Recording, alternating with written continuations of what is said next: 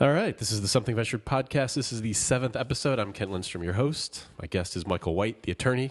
Hello. Back again. It's exciting. This is the 7th episode. Lucky number. As 7. we've discussed, when I get to 10 episodes, I go into syndication. It's magic. And a make movie. $100 million. It was on a blog on the internet. It must be true. That's right. The other good news, we found a new planet this week. It's called Kepler 182. It's exactly Marketing will change that later. It's like Earth, and It'll have a catchier name and a sponsor. If we screw everything up here, we can just go to that planet. It's just a matter of getting there. Oh yeah, right. It's perfect. We just need to figure out that whole space travel thing first. I actually had a good podcast this week. I interviewed the sixth ops guy at Facebook. Nice. It's great. And I asked him, I guess, in podcast world, this will be in the past, but I asked him about like what happens, if you're the sixth person at Facebook, there's a day where you wake up and you go, oh crap, I'm like a different guy in terms of like how wealthy I am. That's right. And so I was like, what the hell happens? Like, is it like the Eddie Murphy thing where he becomes like white for a while, like everything's for a set? I asked him, I was like, he has FU money now. yeah, like did you go to the Goldman Sachs and they're like, oh yeah, like there's a secret freeway under the other freeway. Like, you're rich and You're a member of the club now. we figured out time travel a long time ago. It just costs $100 million. You're in. So That's right. but he, spoiler alert, but not really because the podcast would have been last week. But he said the only thing he got was like free cookies from Goldman Sachs. Really? That's it? Yeah. So They didn't give him the secret code to insider trading? we can all stop working. Anyway, so I was thinking this time, we've had a couple of, I don't want to say heavy podcasts. We had the Crystal Knocked episode. We talked about sexism in Silicon Valley. That doesn't sound like fun. Time to lighten the place up. I thought maybe we would, there's a new TV show called Silicon Valley. Oddly enough. By, who is it, Mike? Mike Judge. And he did something, right? Well, he's famous for Beavis and Butthead, but Okay. he also did The Office, which Yeah. is a legendary Of course. movie. Yeah, and so I thought that we should. Did I say Office Space? Office Space. Yeah. That's the name of the movie. That's the TPS Not report. The Office, but Office Space. Yeah, the funny one. The funny well, one. They're both funny ones, I guess. I shouldn't say that. So, Oh, you're going to anger some people. yeah, well. So I thought we'd pause, watch it, and That's right. come back and comment on it. And if it sucks, we'll just talk about Game of Thrones or something that That's doesn't right. Now, suck. I will say I've cheated and have watched it already, but Yeah. I will also say that I only watched it sort of tangentially. I was distracted and didn't focus on it. So I will watch it anew. and give it your full attention. That's right, and analyze it. So First, technology. So I was thinking we should talk about technology and baseball as a podcast, but that's not a whole podcast. That's so true, I was it's going to not. ask you. I've been reading a book about how to watch baseball better. Oh, really? It's great. That sounds good. So they've been going through like the pitches, and they talked about a pitch called screwball. Yes. And there's guys no who- longer called a screwball. And there's guys who can throw this screwball. Right. How many guys can throw it? Like, can I ever see it? Does it ever happen? Well, the thing that has changed in baseball, as far as I'm concerned, is that instead of there being a screwball, a fastball, a curveball, a slider, A slurve.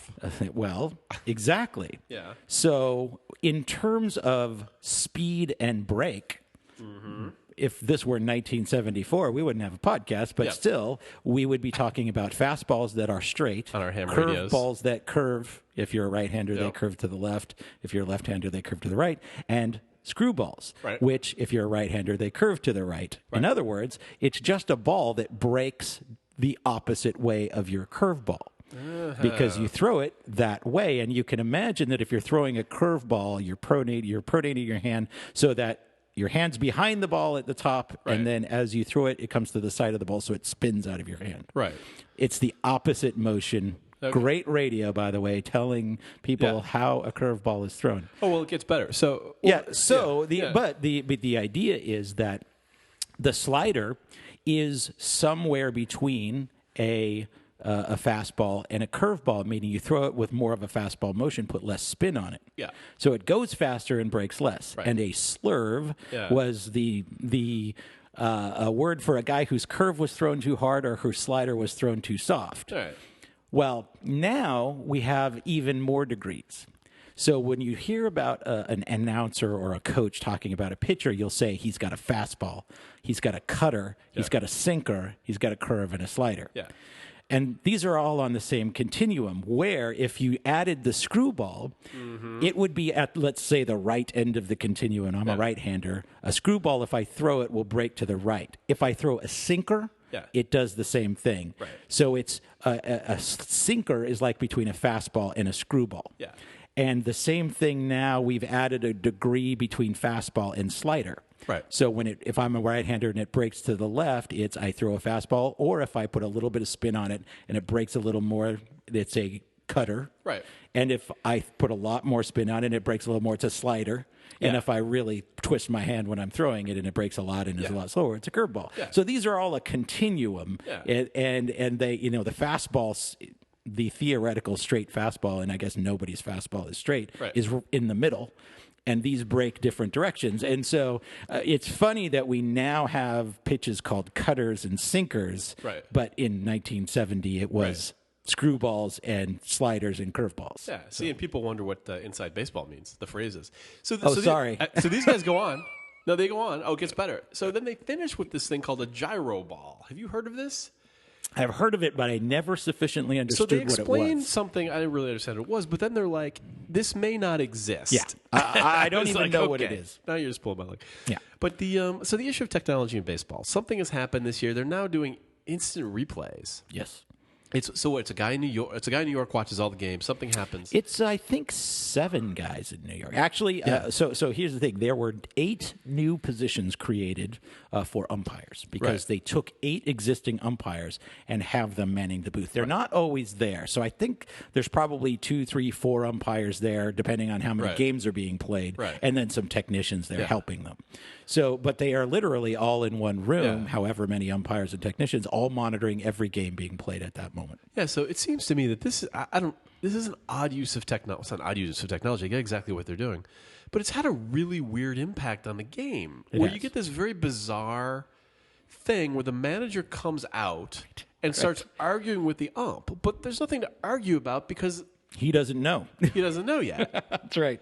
And then he thinks that he might have a claim. Right. And then somebody signals from the dugout, call it off. My bad. That's right. That's just such a weird... He stalls for time until the guy in the dugout who has run back to look at the monitor. Yeah. And actually, I think it will evolve eventually into a monitor in the dugout. Okay. And a bench coach whose job it is to communicate with the truck. Right. Because, not the truck, I called it a truck. Right. Actually, they have shown the Giants their room. They have a room at the stadium. And apparently each team does now have their home stadium that has a room. That, they hire their own monitors who are there to tell the coaches when they should challenge. The question is, what does a road team do? And don't they not have monitors so you don't steal the signs from the catcher? Well, there are only so many places you're allowed to put a camera. Right. The idea with having a monitor, though, is there's no way to get that word to the batter in time to steal a sign, or a runner on the bases in time to steal a sign.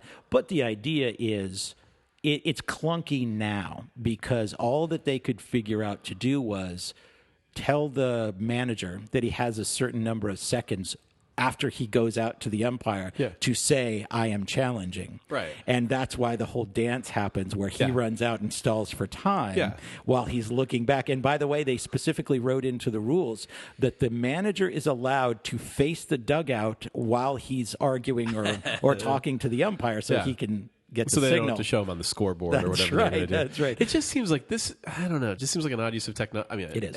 It seems to be having a very odd effect on baseball.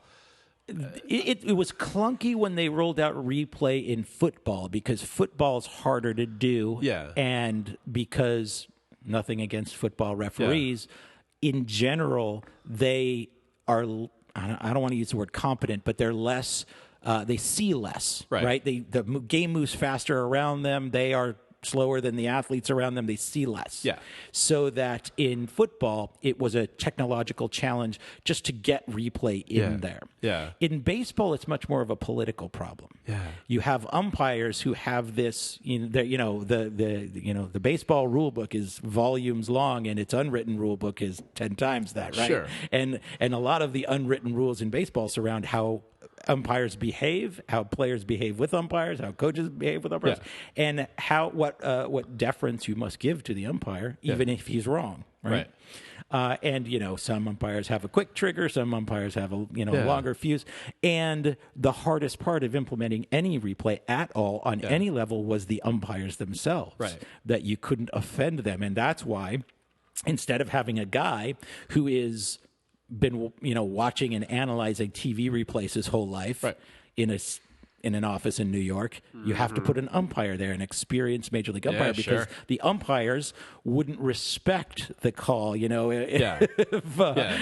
you tell the home plate umpire that he has to call back to some 23-year-old kid in New York City who's watching a screen, he'd say, "Screw that guy, I'm not gonna." Well, and that happened early in radio with musicians unions. They had a thing where there was some period, I think, where when they were playing records, a musician union member had to place the needle on the record or something like that. I mean, it's the same concept. It exactly right? is the same concept, and that's why all of the people who sit there watching the screens are experienced major league umpires, and it actually created new jobs for umpires this year. There are 8 new umpires in the major leagues this year because of it. Wow. And the thing is, once I think the umpires get more comfortable with it, it's going to get better, because right now they had to put all this in because of politics.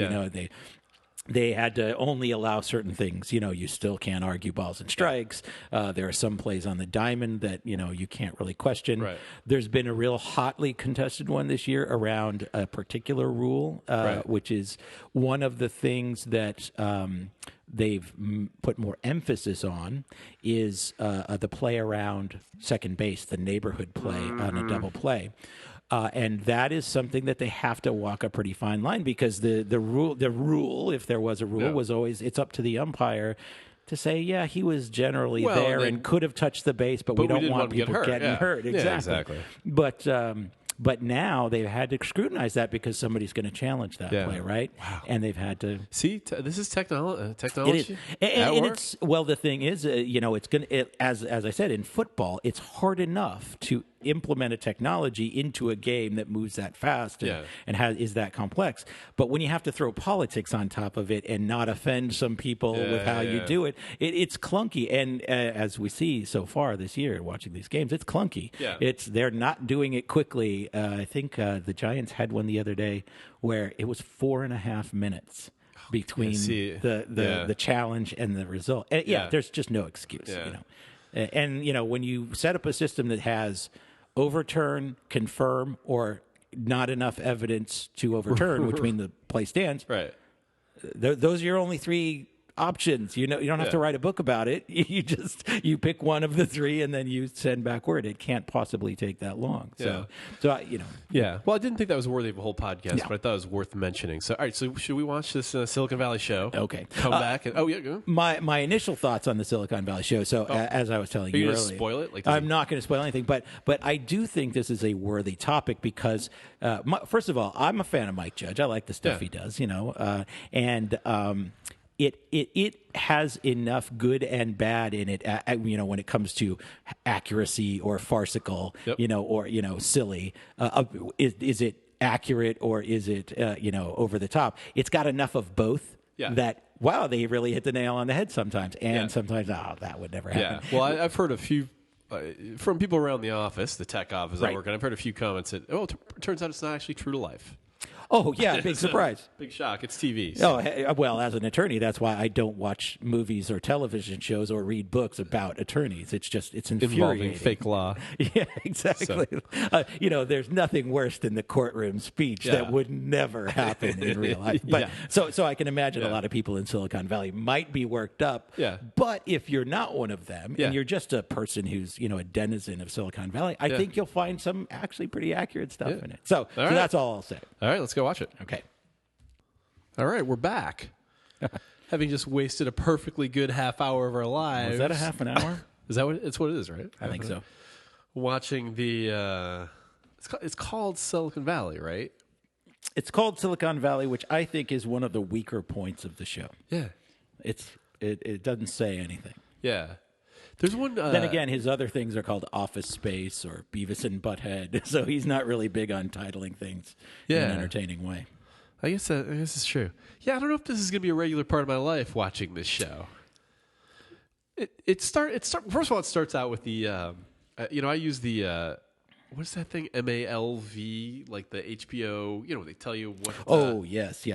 And whenever you see like nudity. a Game of Thrones and it's like got every one of them, you're like, oh, this is going to be a good game. Yes, absolutely. Game of Thrones. So it's only got like 2 of them. Oh, yeah. This is definitely lighter fare.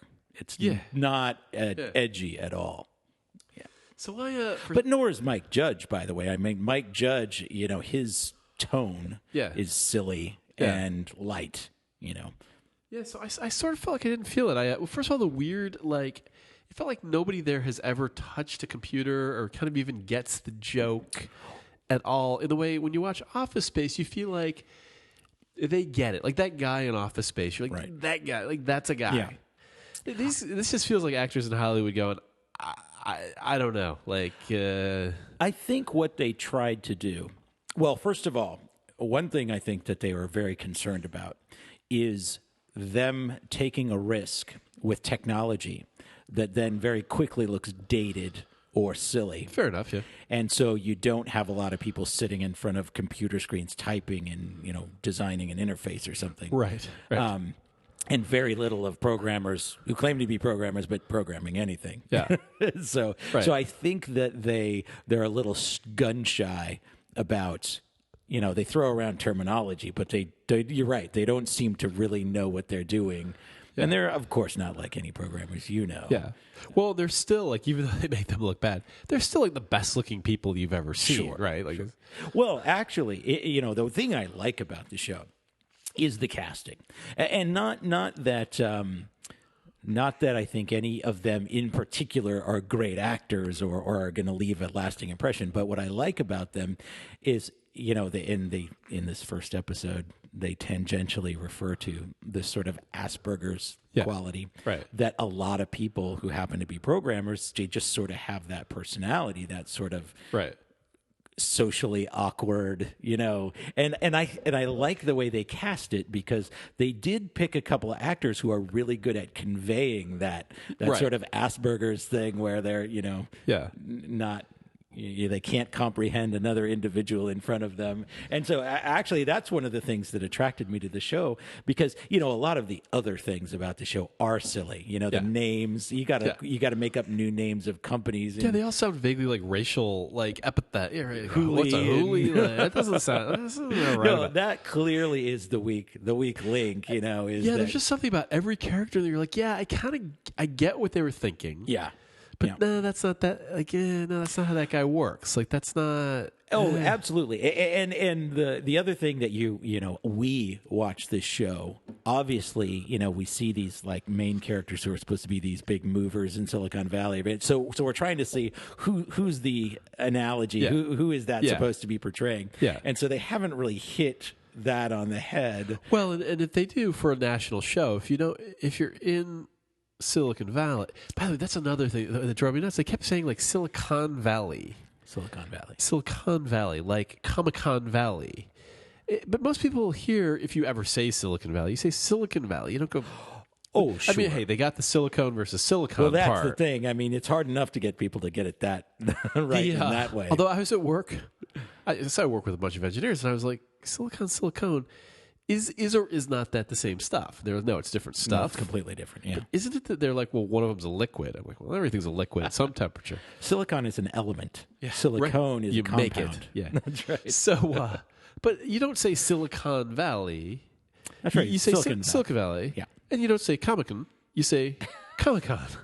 It's like you'd think they'd get those basics right. I don't know. That took me out of it every time they said Silicon Valley. Well, here's the thing. I have... And you're right. By the way, it's as if we're New Yorkers talking about Seinfeld or something, right? Exactly. Because the rest of the country watches this having no idea what Silicon Valley is like. Right. But I will say that one thing you get used to being a Silicon Valley native is everyone's from somewhere else. Yeah, that's right. So you do actually get a lot of people who are socially awkward in Silicon Valley in that way, like mispronouncing things. Like they say, "Oh yeah, I have a meeting in Los Gatos tomorrow morning." Right. Not Los Gatos, as we pronounce it. Yeah. So you do get a fair amount of that in sort of the daily. To be fair, I get that from my GPS too. Like Los Gatos. turn right on. Whoever does that, like, it is not a Spanish-speaking person, right? Turn left on La Canada Avenue. Like, that's right. I think that's a Kenyatta. I'm not sure, but I grew up in La Jolla, so So that's the thing that takes you out of the show. The sort of obvious, not just cliches, but things that they have to overplay to get people to realize it's about Silicon Valley. They're trying to caricature Silicon Valley, and so that one of the funnier things about the show, I thought, was how this Hooli place is Google, right? It's clearly Google, and how a lot of the sort of set design and goings on in the background are actually really accurate. Yeah. In other words, it's no surprise. I mean, literally, you walk through the Google campus and you're going to see a lot of that stuff. Yeah. And the buses are exactly like that, except the seats don't face each other in the Google buses. They face forward like normal the buses were. I mean, so Google buses are buses that go from San Francisco to Silicon Valley and Silicon Valley.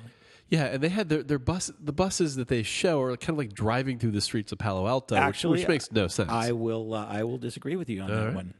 There is a shuttle network, and it mostly is it's detached from the Google bus system. It's called the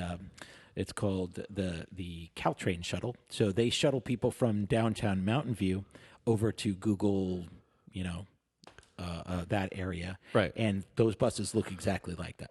Those are exactly the buses. They're the smaller. And I guess that's right. I guess they're working in this like the incubator. So this is now that's the thing. Actually, I'm going to go nerdy now and say, I'm not a programmer, so I can't chuckle every time they use an acronym that's obviously wrong, or talk about a technology that's already dated or something. Yeah. However, I will say that as a lawyer, they've just left some huge glaring errors. In other words, what you're supposed to believe about this show is this kid is a Hooli employee, right? Yet has developed. It really sounds racist to me every time. I have no idea. I can't think of what race that would be. Maybe you're thinking about the Hawaiian name for white people, which is haole. I guess. Okay, so maybe it's a white people racial slur. But he's supposed to be an employee of this company, yet develops this thing. And of course, Google is famous for allowing their programmers to have a day a week but guess what? Guess who owns all that stuff that they create? There is no way that this kid would walk away with something he created while he was employed. Yeah, and I didn't buy it. There's a scene where he gets bullied by a couple. It's like something out of Grease or something. Oh, I got to tell you something. I don't know. But you're right. You're absolutely right. That's one of the weaker parts of the show, which is they try and create hierarchies among the cool programmers and the nerdy programmers. Yeah. Which is that's a ridiculous distinction. Yeah. But the other thing I think they came up with a cool term and they wanted to use it. Right. Because they call those guys programmers. Oh, for God's sake, yeah. So, which is just ridiculous. Well, of course, no, but I think that was a term that they came up with that made them want to create a character in the show for that term. Yeah. Well, and this is a scene where I got taken right out. And again, I understand this isn't like hyper photo reality. But in this scene where the two programmers, this is a ridiculous term, approach this guy, they like one of them grabs his arm and says, "Have you been working out?" Yeah. Like,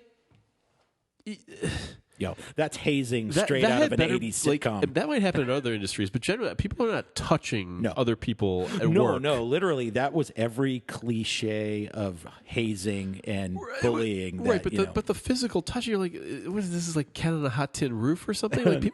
Like, people don't grab each other at work. Like, this is super and by the way, shit. It's funny. Earlier, in case people haven't heard it, we talked about sexism in Silicon Yeah, Valley. right. Oh, fuck yeah. And how actually among programmers there is a fair amount of hazing that goes on, but it's not like that. Yeah. It is literally within the practice of programming. They attack each other. Yeah. They attack each other's character. They bully each other online. Yeah. There is quite a lot of bullying that actually does go on in Yeah. Silicon Valley, but it's not that, But like I one said, dude 80s grabbing sitcom a- bullying. You get one dude like grabbing another dude's arm and talking about his muscles. Like that's a whole And different. then pretending that they're interested and then laughing at him. I mean, that's so Yeah, that's they so need to- straight out of They the need to add a cliche. letter for that at the beginning. Like maybe that's what the A was for awkward. Like the MA was for awkward. Yeah, The- no, I agree. That's the thing. There are too many of those Yeah. sitcom-y situations. Yeah, that and then they created this thing that just doesn't exist. There's an incubator now. They're in their version of an incubator. You know, an incubator is it's a ridiculous term, first of all, because things in incubators are generally sick; they're not healthy. Yeah, but that's true. An incubator is generally like some kind of an organization that pools a certain resource for Right. engineers. Right. Now, that could be like, hey, we give you advice and we give you money, or we give you space, which isn't that valuable. And frankly, incubators have become real estate plays in San Francisco. That's correct, yeah. Meaning it's just a way to get $80 a square foot instead of That's 36. But their incubator is a house. There's a guy who runs the house who seems to like having the other young guys around him. Right. He's really weird. And this incubator house has like 12 cords of firewood in front of it for some reason. Yeah, and it's like a ranch house. It doesn't even have multiple rooms. They're all in the living room program. Like that is a complete. That's like a complete Hollywood fix. Like But here's the thing, though. I'll disagree with you on that as well, because you're absolutely right that is something that doesn't exist. However, what does exist in Silicon Valley is Silicon Valley. Yeah, see, right. Right. You So what notice it every does time. exist is a lot of guys walking around who think they're something that they're not. Well, that's right. Who are trying to play up their position. In a different realm, we attorneys have to deal with these people all the time, where we have startup clients who encounter guys who at one time were actually clueless enough to refer to themselves as venture consultant, which is guys who don't own anything, don't make anything, and don't do anything like an accountant or an attorney might do, but they're trying to get a percentage of somebody else's company by offering some form of advice. Right. And literally, Silicon Valley is littered with these people. They are. I mean, and so I love. You're absolutely right. The fact that there would be no incubator like that, but that character is very much a character of Silicon Valley. That guy who way overvalues his own, relevance in Silicon Valley. Well, yeah, it's the guy who got lucky like 8 years ago because he started some One piece of crap, and now he's success. got money, and he's So that is a real person in Silicon Valley, and I'll also say this, that the guy that they cast in that role, he's a sort of up and come. T.J. Miller is his name. He's a comedian. And I've seen him in a few things, and I could tell that they probably started this show with either no character there or maybe a much smaller character there. And then when they cast him there, they thought, we just need to make a bigger part for this guy because he's funny and, as you said, super and the show's weird otherwise not very funny. Well, that's so. the thing. Where do you that by the way, exactly. You need to wedge a personality in there, right? Yeah. And if it's about programmers who don't have personality, you need Right. somebody to be the colorful personality. And I have to say, like I said, I think if you can say there's a thing in Silicon Valley that you can make fun of, it is. There's a lot of people who way overvalue their own talents who Well, who talk like he talks. I gotta say, he is not overacting that part. You're right. The situation itself probably would never occur. Yeah. But I've met guys who that's right. talk that talk. Well, I think this there are very thoughtful people I talk to who've made literally hundreds of millions of dollars. Sure, and they, sure. The best among them says, look, I'm very lucky to be here. There's people, though, who show up at some company and they get really wealthy and they kind of interpret that as like, I'm really freaking smart. Oh, absolutely. Now, if they were really smart, they, of course, would go and buy, whatever stock options, whatever thing was never going have to up, work and again. they don't really repeat it. That's right. But I think they kind of lose track of the fact that they, at some point, got lucky. Now, if you do it 3 times in a row, if you're Steve Jobs, you look, I did Pixar, then I did Apple. Then I did, Well, of course. All right. Fair enough. Exactly. And how many of those are there? And by the way, I have to say, having lived and worked in Silicon Valley for, years and years, the guys who are really smart and the guys who do have the track record also have a fair amount of humility. Yeah. And as you said, they know when they got lucky, but even if they are overplaying the I got lucky thing, they're still humble enough to know where their own skill set lies, right? They don't try and overplay their hand a lot of times. But there's also a lot of guys in Silicon Valley who are constantly overplaying their hand. Yeah. And I think that's worthy of satire. Yeah. I like the fact that, because here's the thing, if you're going to make, I know a lot of people will disagree with me, but I liked Entourage. Yeah. I thought it was a really well done show. Right. And I thought it was well done because they picked a couple of personalities. One was an agent who was just, the over the top agent. Yeah. And then one was an aging sort of TV star, or not even star, TV actor, whose brother now is much more famous. And they really played those characters because, those characters rang true. Right. Like they could make a sitcom about an auto plant or something. And there's probably a couple of personalities in every auto plant that you could really make interesting characters. Yeah. And I think they did a good job in this particular show with that one character. The problem is, I think that's probably the only character that they really nailed. Well, and they do have a whole bit about the kind of the wealth in Silicon Valley that I don't think hits the pit.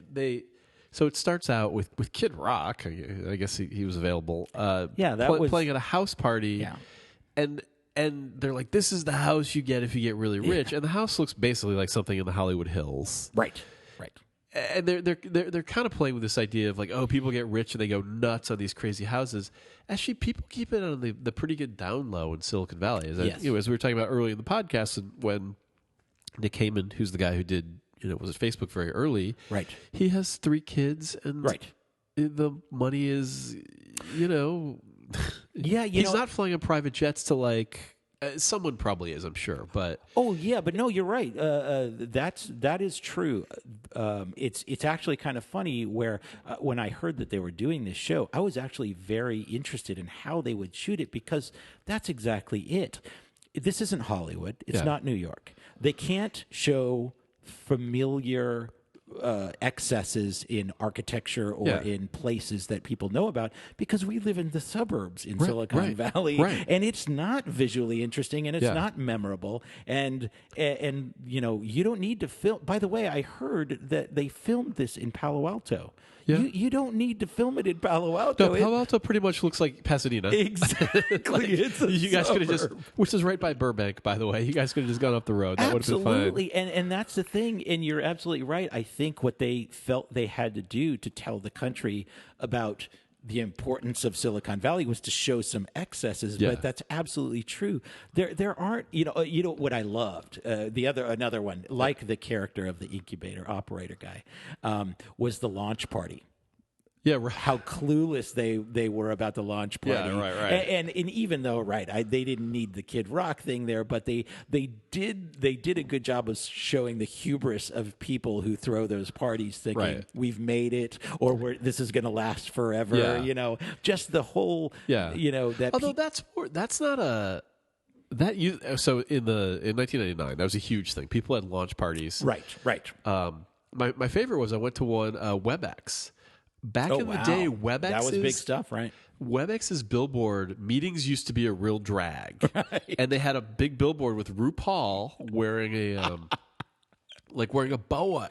I went to this party and I got a boa. Like everybody got a boa at this party. Oh my God! But WebEx actually did okay.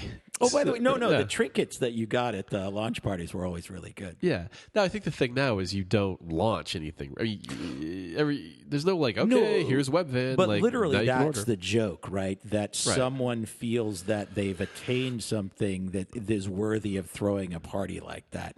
And you're right. I mean, that's really not a current thing in Silicon Valley. But I think that was such a glaring sort of wart Yeah. of the bubble. Well, did Mike Judge work in Silicon Valley at some point? The only thing I know about him, I don't believe he ever did. He was, by the way, a physics major in college, which my understanding was he was involved with technology at some point, Yeah, but it was yeah. like in the 90s or something like that. Before he went into show business, basically. I think what happened was he tried to be a programmer or something, and then gave up and became an illustrator and started doing Beavis and Butthead, or whatever the precursor to Beavis and Butthead was. So no, I as a matter of fact, Office Space is so dead on in so many things, and you think about it, was 15 years ago or something? Yeah, and they blend, like, obviously those characters are over the top. Right. But you're like, yeah, that guy. That guy, Like, that exactly. guy who, it's not like Mark Maron now, or that guy, but it's like that guy who's of like course. kind of oblivious. It's a universal thing, that's right. And then when you tell people to screw off, suddenly your career does better and better. No, absolutely, and I think he has a talent for that, right? Yeah. I think that's what Mike Judge's talent is something he knows, and I think his tech background is more of the '90s Office Space, because that's right. He started doing Beavis Yeah, and Tech Butthead, or whatever that was called. Yeah, that was like clearly that. Yeah. '80s, sort of tech Yeah. based. But so I think he started doing Beavis and Butthead in either the late '80s or early '90s. Yeah. And so probably hadn't ever worked at a real high tech company as we know them now. Yeah. And is sort of, and by the way, I don't necessarily fault them. And this is why I liked the whole launch party thing. Right.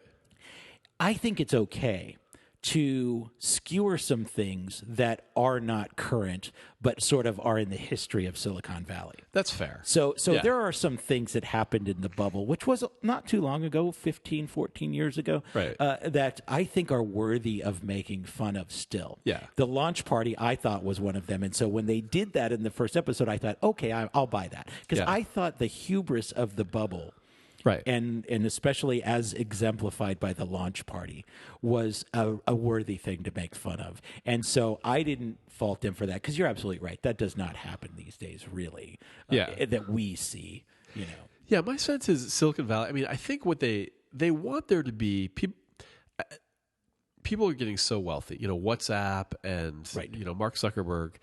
And they want that to be a thing, like, oh, these guys are throwing. It's like the last days of Rome or whatever they're trying to do, Right. And these guys give like $100 million to charity, or they start charity water. I think Silicon Valley at least keeps the wealth pretty on the down low. Now, I've been in board meetings. I sat in board meetings with I'm not a wealthy person, but with very wealthy people, and once in a while they forget. And I was in a conversation once where they were like, somebody was like, what's great about a private jet? I was like, I do can not. kind of imagine what's great about a private jet. It was dead serious. He's like, no. If you have like kids and you have vacation, they can run around on the plane. It's like, wow. Yeah, I can't relate to that. That does sound very. But it wasn't like he wasn't being like a dick. He was just like, yeah, private jet's great. Kids, okay. That's the thing, though.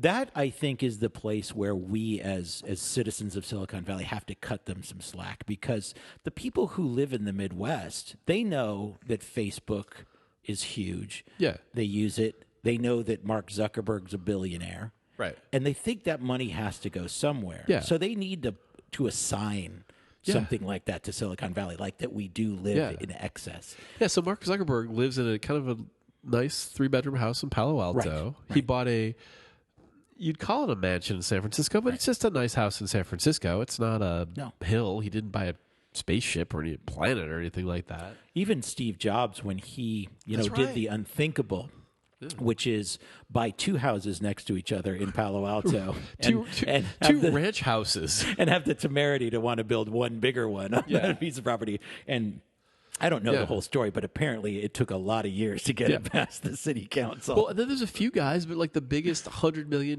house is Yuri Milner, and he's like a Russian oligarch. Like, yeah, okay, that is a Russian oligarch shtick. Oh no, that's actually the interesting thing about Silicon Valley. By the way, there's a TV show, The Russian Oligarchs. Yeah, no kidding. I'd watch that. let's take Hillsborough, for instance. I mean, right.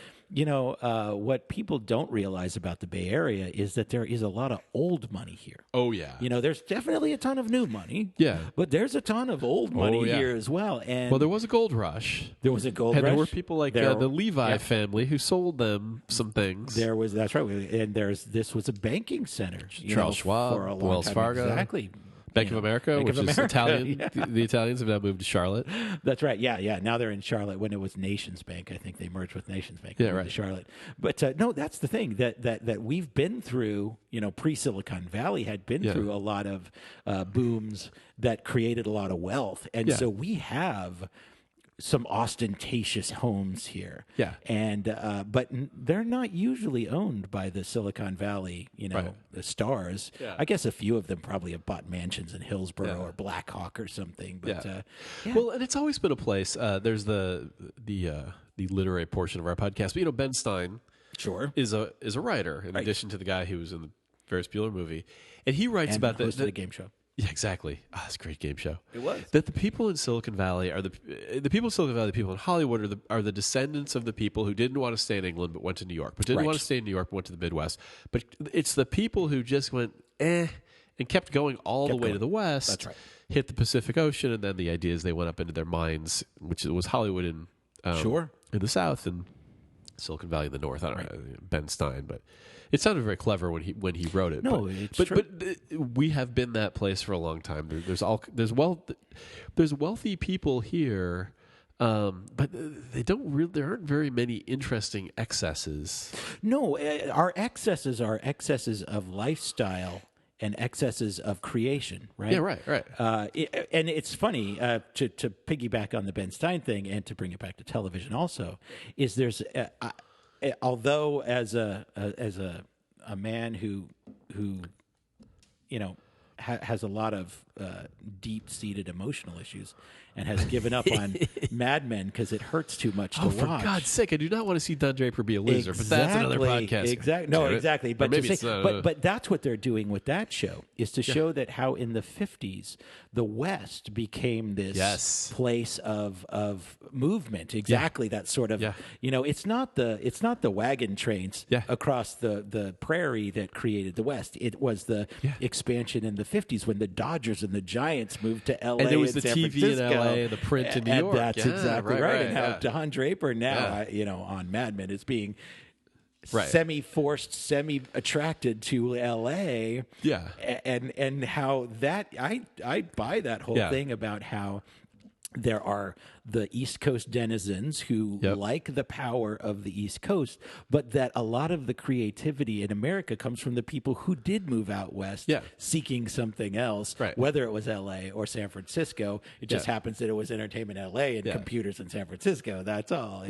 But I think that's a valid sort of paradigm to view Silicon Valley, which is these are, as I said earlier, when I was born and raised in Silicon Valley, but you get used to the fact that most people here are from somewhere else. Yeah. Chicago, New York, the South, whatever. Well, and I came here, personal, but came here twice a couple times that way. When I was a kid, my parents got divorced. We were living in Chicago, and my mother said, I'm taking the kids and I'm going to the place she thought was the most beautiful place in the world, is La Jolla, California, down by San Diego. Not bad. It was pretty nice. And then didn't learn much at the public high school there, but it was great. You networked well there, though. Well, yeah, Robin, not well enough. Robin Wright was in my high school. Yeah, that was a big miss for you. I don't know how you did that. Yeah, I don't know if I could have. Even then, it was a thing. I'm not sure I could have gone and said hello. And to be fair, she had to go through a few rough years with Sean Penn before she attained a life that was worth living. Yes, but she was also beautiful at La Jolla. And then when I went to school at Northwestern and basically skipped graduations in grad school, and came out to San Francisco because I liked San Francisco and grew up on a coast and all of that. So there is something about the person who stays in Boston versus going on the damn wagon, That's right. to the unknown. No, and bringing it back to the show, it is hard to convey that that ethos that is, it's somebody willing to give up the Midwest or the East Coast to come out to California because of the creative forces here. And again, to bring it back to boring things that I work with, a lot of people after the bubble burst, and frankly, a lot of people before the bubble was created, periodically would bring up the topic of, well, I think Silicon Valley's done. I think Silicon Valley's over, and then the internet comes along and people say, chips are made in China, so, Silicon Valley's done. Well, here comes the internet. It largely gets created in Silicon Valley. Right. Well, now the internet has made it made people able to create anything they want, anywhere they want. Right. Why do we need Silicon Valley anymore? We have programmers in Ohio and Colombia and South Korea. Yet Silicon Valley is still here and it's still the epicenter because of exactly Much to the chagrin of New York, by the way. Exactly. How many articles did I read about Silicon Alley in New York or Boston or Austin or, I think they tried not the Silicon Alley. They tried that for a while. Right. Then they're like, Foursquare. That's not going to be it. Exactly. And then finally, I think the press in New York was like, screw it, I'm just going to write about Silicon Valley. That's the thing. And it's because, and what I used to tell people as I would chuckle every time someone wrote an article about how Silicon Valley is irrelevant and dead now is not to toot the horn of us, fringe players in Silicon Valley, but what we have in Silicon Valley is a brain trust. It's a brain trust of creative people. Yeah. It's a brain trust of investors, lawyers, accountants who do this all the time. Yep. And the capital's here. That's the thing. The money's here, the knowledge is here, the creativity is here. Yeah. And that, yes, there can be a kid who grows up in Texas and comes up with an idea, but eventually he's going to have to come here. Yeah. And they do. A big piece of it too is like it doesn't even matter why anymore. You go That's here. the thing. It's not proprietary. We're not saying you must be here. It's just that we're here. Yeah. So come with us. Yeah, if you were painting in the 13th century, you went to Milan. Absolutely. You didn't go to Dublin. Right. I probably got that wrong, but I'll ask you in a second. Who knows? I'll ask you in a second what if we think the show's going to survive. But the one, by the way, which kind of violates my podcasting rule, which is predicting other people's shit, right? Because it's an opportunity. How many to be TV wrong. shows have I successfully created? So I'm conscious of that. But the one thing I thought was a funny inside baseball was the Peter Thiel joke, which was the character who says drop out of college, right? Yes. And then a really horrible scene with some guy saying you're an anarchist. Yeah. Like, I was like, okay, that's. But that is a direct reference to Peter Thiel, who famously offered $100,000 to people who drop out of college and start things. And stay in school, kids. That's right. It worked out for Mark Zuckerberg. You were no Mark Zuckerberg. Yeah, that was already a tired thing. Yeah. Before this, it was because of the bubble and that everyone already went through that. So, by the way, again, I didn't particularly think that was funny because you're right. It was very forced, and it was. Well, you had to know what they were talking about, right? But and again, that is something from the bubble days, but nonetheless, probably worthy of skewering, worthy of bringing up, but clearly not something that anybody thinks about now. Right. It doesn't.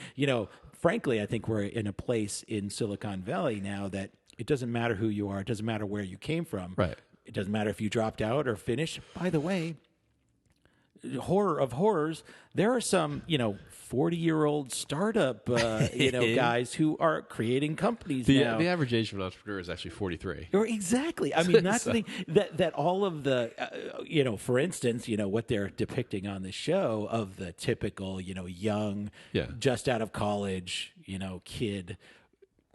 Yeah. That's actually dying away. And they got it right too. That the kid was starting like a music site or something in this thing. Yep. And a 25-year-old will start music site number 5,000 before they start like a diabetes monitoring site because they don't have diabetes yet, or they don't know anybody who's been sick yet, or they don't know what a supply chain problem is. So the range of issues that a 25-year-old can work on is somewhat limited. But that's right.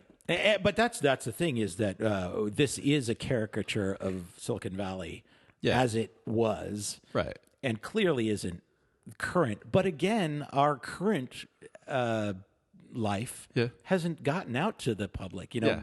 People don't know what's going on here now. They know of the things they've read about, like Mark Zuckerberg and Peter Thiel and these guys.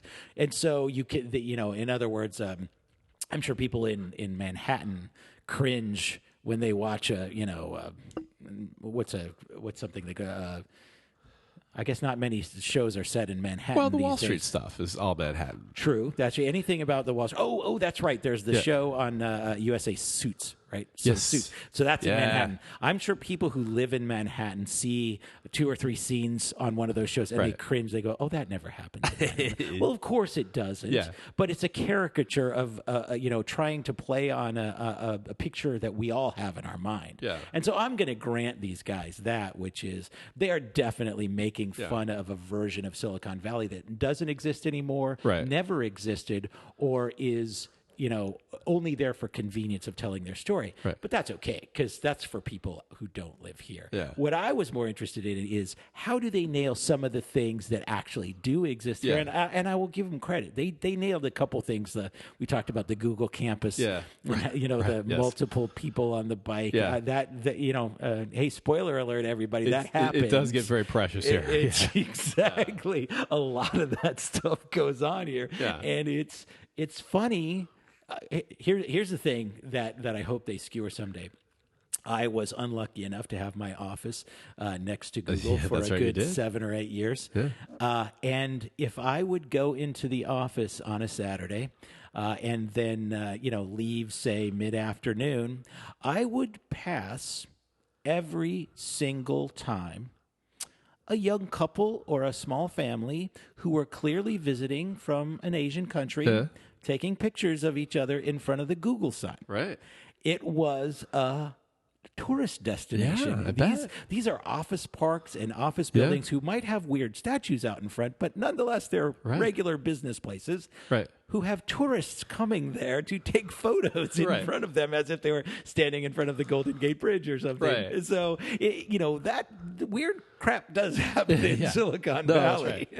Well, so what do you? So to kind of wrap this up, what do you think? Okay, Silicon Valley is going to survive. I think it will. Is the show going to survive? The TV show going to survive? No, I think here's the thing. Maybe not more than a year or two. Yeah. Because this is definitely a subject you can milk and then only go so far with it. Yeah. By the way, exactly the point of it being easy to do a show about New York City because so many more people know about New York City and so many different things happen there. Right. This is kind of a limited premise, right? You can only go so far because people don't know that much about Silicon Valley.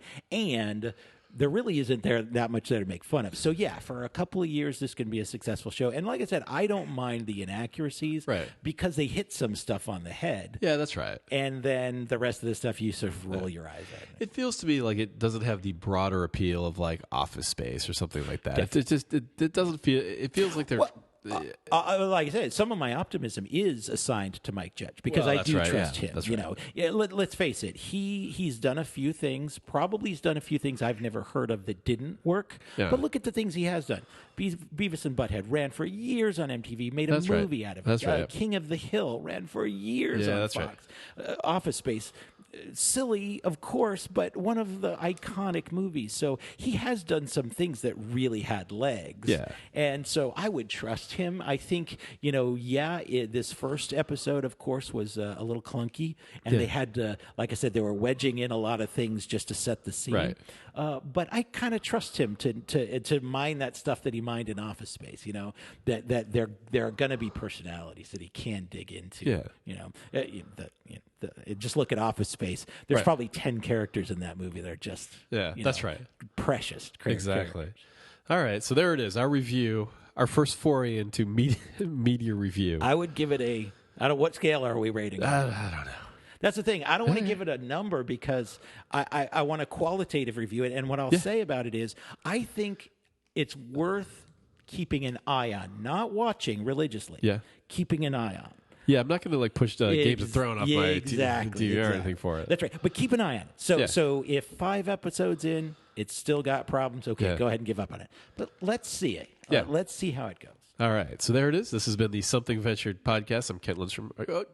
What's your? You have a Twitter thing now. I do, but I've broken my promise that I made last time we talked about this, which was I promised to actually start tweeting from my at Michael S. White, all one word, MICHALSWHITE. I tried and then thought that I had nothing to say. Wow. So You only need to say it in 140 characters. I know, really. Oh, that's what they have retweets for. Just find someone else who you think is funny. Maybe I'll do that. Post Maybe these- I'll start slow. Baby steps. There you go. All right, so Michael S. White, is that it? At Michael S. White. At Michael S. White. I'm at Ken Lin. And then I followed you. Did you see I followed you? No, I did. I'm very excited, though. You have a follower. All right, this has been the Something Ventured podcast. Michael White's been my guest. This is Kent Lindstrom. Thank you for listening.